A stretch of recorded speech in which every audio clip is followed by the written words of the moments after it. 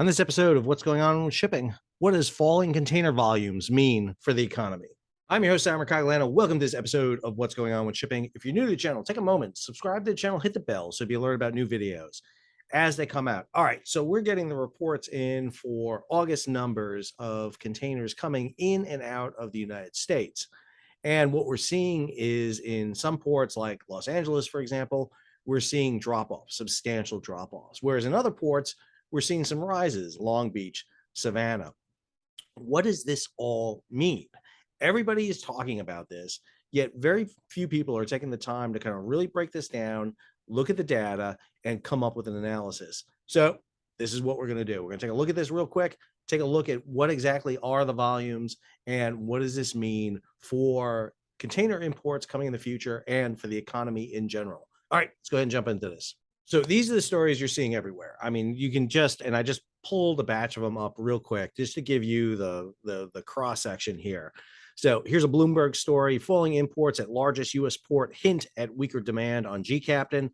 Over on Freight Waves, Greg Miller: imports to Los Angeles, America's largest port, plunging 17% in August. LA lost cargo to East and Gulf ports and Long Beach next door. Now, that's a issue we're going to break down here a little bit.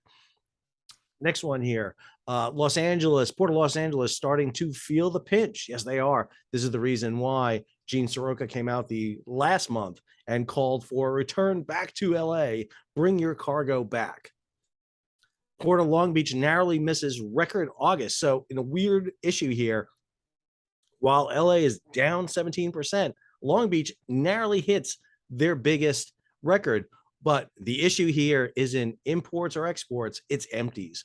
More empties moved, volume gained from neighboring port of LA. Same story here by Mike Schuller. Empties helped Port of Long Beach surpass Los Angeles in August. And then finally, on the East Coast, Port of Savannah clearing record volumes despite vessel backlog. Okay, so you get a cross section there. LA down, Long Beach up, Savannah up. What's going on? Are we seeing a decrease? And what is the forecast as we're in third quarter, heading into fourth quarter, and the beginning of 2023? What can we expect to see happening here? So for that, we're going to go over to the National Retail Federation. So this is the National Retail Federation's Global Port Tracker. A lot of the information you see being used by reporters comes from sources like this. This is where a lot of the data for the reports that you see come from. And so let's look at this real quick. And I want to hit the executive summary here, and then we're going to break through the data a little bit more. So total volume of loaded imports at the track ports decreased between June and July, 100,000 TEU, that's 20-foot equivalent units. Those are the 20-footers, not the 40-footers. 2 TEUs make 1 FEU. Down to 2.44 million TEUs. This represents a 4% slide from June, equates to a 0.9% dip year to year. Now, remember, year to year, we're comparing to the biggest year ever, which was last year. So 2022 total 17.62 million TEUs, 4.1% gain versus the same point of 2021. Loaded imports in 2022 are projected to increase by 1.3% over 2021 to 29.5 million TEUs.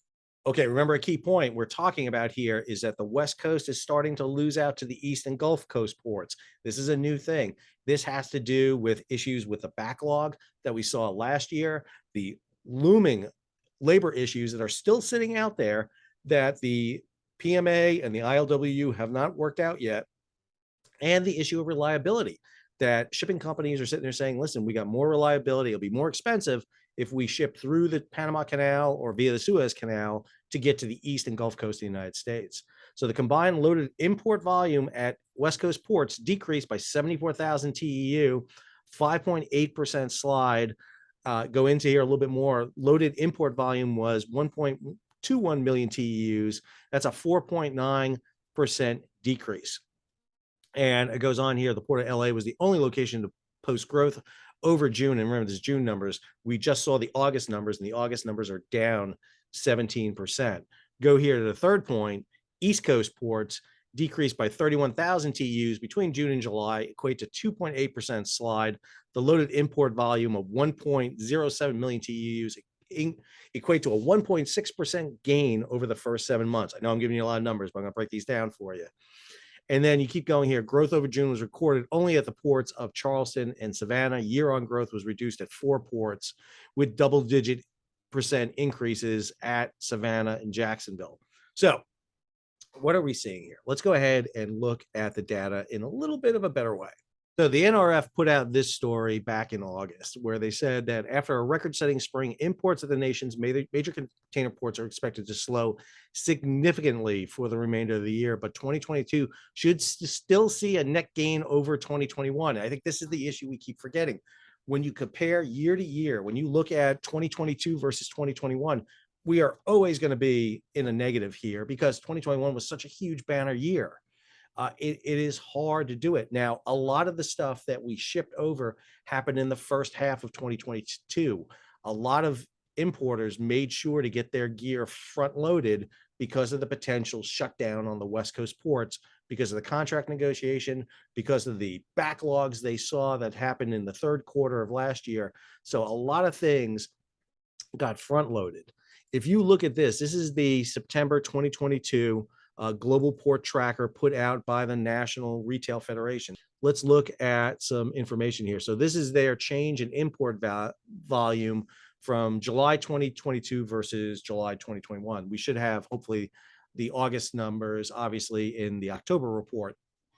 And what you look here is that the West Coast in June of 2022 is down 5.8%. And again, this is kind of looking at versus the other years. If you look June 22nd for the East Coast, down 2.8%. The Gulf is up 1.3%, but you're seeing that change take place there. So we're starting to see that slowdown as early as July when they start looking at import volumes. Again, when you're looking at container volume numbers, it's offset because of the huge amount of empties that are rolling through American ports. It is the issue that is undermining our good visibility of what's happening. If you just look at container volumes, you got to take out the empties because the empties do us no good. You got to look at imports and exports. This chart right here got me more than anything else. If you look at July 2022, West Coast ports handled 49% of all the cargo, whereas East Coast and Gulf Coast ports combined, 51%. You're seeing that shift take place from the West Coast to the Gulf and the East Coast. One of the other groups you should follow, at least on Twitter, among other things, is Alphaliner. Alphaliner does all the container stats, and almost everybody goes to Alphaliner for their information. This chart right there shows you the difference between August 1st and 2022 versus August 21 on the deployment of container ships and their capacity. And you'll notice that the Asia to North America route has a 10% increase on the deployment of capacity, whereas Asia to Europe is about 1.7. Where are you seeing the drop from? It's inter-Asia, it's inter-Europe, and it's Africa. So we're still seeing a lot of this big capacity coming on to the routes from Asia to North America and to Europe. So I keep getting these comments from people about the fact that we're not importing from China anymore. And I don't know where they're getting the information from. This is the first half of 2022 by origin versus that of the first half of 2021. Where are we getting our containerized US imports from? And you'll see right here, China, in terms of volume, it's 32.2% of the volume, up 9.5%. Vietnam up, India up, Brazil up, Thailand up, South Korea up, Japan up. I mean, you just get the image here of where this cargo is coming from, and it gives you the visibility here. All right, global port tracker overview. This is showing in basically thousands of TEUs. So if you look here, you'll see the set back in Q3 of 2017. So about 6.2 million containers was the quarterly import volumes into North America. And again, come here after 2020. Remember, we had the huge shrink of Q1 because of COVID. And then those big, huge booms happen through the latter part of 2020. You have a decrease in Q1, which you always see because you're out of Christmas. You're hitting all the slowdown periods, Golden Week, Chinese New Year. But then back up again in 2021, kind of a decrease, but not a substantial decrease. It doesn't drop like you normally do. What you're just seeing is huge high volumes across 2021 and the first half of 2022. But then look right here, you're expecting to see decreases in the second half of 2022 into the first quarter of 2023, and not an uptick happening until you get to Q2, the second quarter, April to June of 2023. So best thing about this report is it goes granular. You can look at something like this, which gives you West Coast port activity. And notice again, you're seeing that little bit of uptick here in the first half of 2022, but then 3/4 of decrease in imports coming in up until you get to Q2 of 2023. Same thing even on the East Coast ports. You see that similar pattern. We can expect to start seeing those decrease in imports in volume coming into the United States. Again, it's the empties that are throwing off the volumes coming out of those ports right now, because there's so many backlogged empties trying to get out of this country that it's creating the artificial numbers we're seeing in a lot of these ports. And I'll have this report in the show notes so you can take a look at it, because you can get through things like the Port of LA and Long Beach specifically. Look at this data. You can look at the Port of Oakland, which is all over the place.